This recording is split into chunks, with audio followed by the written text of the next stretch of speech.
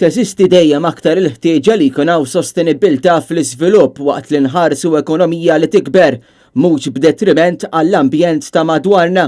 Dan huwa dak li ħareġ minn forum dwar is-sostenibilità li kien organizzat f'pajjiżna matul il-jum tal-ħamis. Tul l-istess forum kien hemm preżenti wkoll il-President ta' Malta George Vella fejn qal li din it-tema hija kruċjali fil-perjodu li qed ngħixu fih. U qal li huwa importanti li l-industrija tal-iżvilupp tħares l-interessi tagħha iżda għandha tħares ukoll l-ambjent Malti u ma tagħmilx ħsara.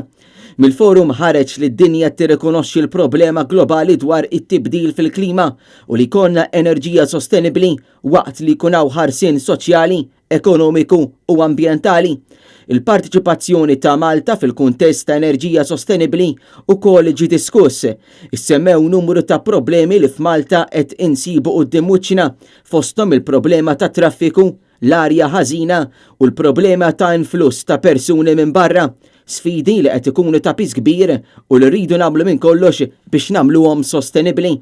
Intant il-messaġġ aħħari kien li l-iżvilupp fl-ekonomija għandu jkun sostenibbli, li sostenibilità hija għal kulħadd u li kulħadd se jgawdi minnha u hawn lejn dan lan li bħala pajjiż irridu inħarsu.